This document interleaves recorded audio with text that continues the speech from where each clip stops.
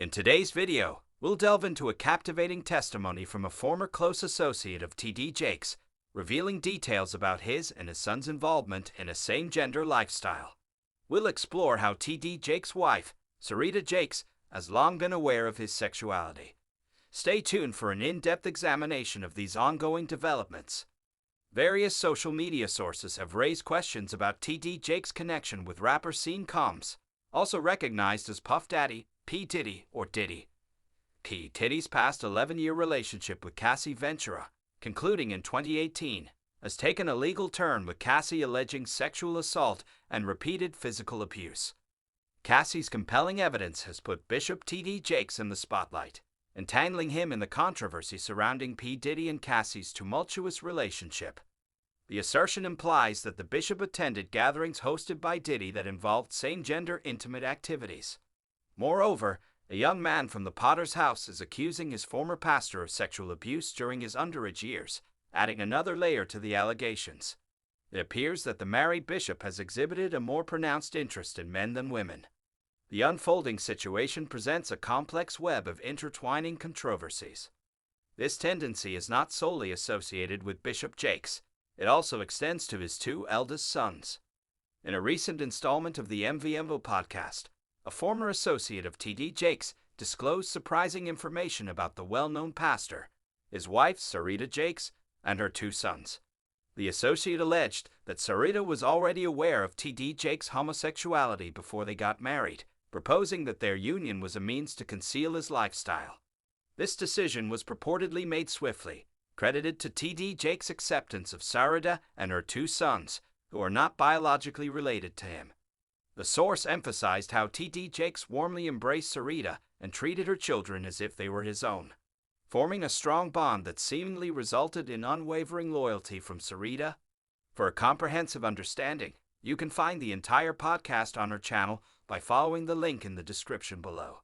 To delve deeper into these revelations, consider listening to this particular episode on the podcast. We encourage you to listen to the entire audio, especially as the conclusion contains the most startling information. Anything I share here, I'm not worried about being sued. And just to be sure that anyone listening understands that, I will be giving the first initial of names, okay? There are people talking who are just sharing rumors, but not all of us are sharing rumors, okay? I had a mentor from 1999 to 2000. She was my mentor. Mr. R, okay? His first name started with an R. So Mr. R used to be a boarder in her home. Now, my mentor told me Mr. R is gay, and his wife knows he's gay. Mr. R was a part of the ministerial staff. He became a minister, and he was very close to T.D.Jakes, okay? And she said he told her that, he was going to share some things with her that she could never tell anybody. And so later on, she tells me and a few other people that he did come. They had set up a time and date for him to come to her house. He came and he talked with her for several hours, just divulging stuff, behind the scenes ministry stuff. And she told us some things I can never tell y'all, but what he did tell her was that T.D.Jakes was gay and that T.D.Jakes had had a relationship with a man. Now, I will stop and say, whether that man was Mr. R, I don't know, because she never told us that. But then she told us there are things I can never say, I can never tell, because I swore, that I wouldn't tell, some of the stuff that he told me. I'll tell you, as soon as they got through talking, she left that church, my mentor did, and it devastated her. Not too long after the things that Mr. R shared with her and swore her to secrecy to, she had a stroke. I always believed, and I still believe it now, that it was the stuff he told her that contributed to her having that stroke, because the timeline was just too close. The Jakes have 5 children. Boys, both of their names start with a J. One is light skinned, one is dark skinned. It is true that the 2 older sons are gay. The 2 older sons are not his biologically. They're not the sons of Jakes. Now, the sons, one is darker skinned. The darker skinned son is the one who was caught in Keith's Park many years ago. Now, those 2 sons They are not the biological children of Thomas, okay? When before Sarita was a teen mom, okay? She had both of the boys when she was a young woman. And sometime later, I don't know if it was years, I don't know the time frame of between her having and her meeting Thomas. That part of their story, I don't know. But one of the great things that made her fall in love with Thomas was that he accepted her two boys. And yes, he did later adopt them. So he's the man that raised them, because I don't know anything about their biological father, y'all. I don't know who he is. That's the part I can't say. My mentor told me, and I'll never forget this, there was a time when the Jakes lived near what is not White Rock Lake in Dallas. Okay, they had a home. They used to have a home over there. And she told me her friend was part of this group of people that had gone to the house. But I don't know how many sessions they had, but this was a time, as I said earlier, where people kind of saw homosexuality differently, especially in the church. And so they believed that it was an evil spirit and it could be cast out. And so she was telling me that the friend had said that they had had a few sessions at the Jakes' home where they were trying to cast the devil out of these two boys. And I remember, I'll never forget, she said to me, she said, and they said every time they would get to a point where they thought they were going to cast him out, Jakes would leave the room. Why? I don't know. What he was leaving the room for, I don't know. When all this stuff comes out over the next days and weeks about Thomas, T.D.Jakes, which stands for Thomas Dexter, for those who may not know, I don't want to assume everyone knows what that stands for. I want all of you to understand that Serita was a part of the cover-up. So very often when things come out about these husbands, the wives, the wives get to play innocent. People assume they're innocent, kind of like the Vanessa Long, Eddie Long situation. People assume they're innocent. The wife kind of skates off and people look at her like, "Aw," but that's never the case. It's never the case. When women like Serita go along, participate in, when I say participating, I don't mean necessarily the act. I just mean go along with the cover up and pretending that it's not what it is. That's what makes these things go on for years and years and years, because as women, we have power. And when we leave a man, people know something's up. What I'm saying is when it all comes out, I don't want anyone to be like, "Oh, poor Serita." No, it's not going to be poor Serita. Serita, people have gotten information back to Serita for years about her husband.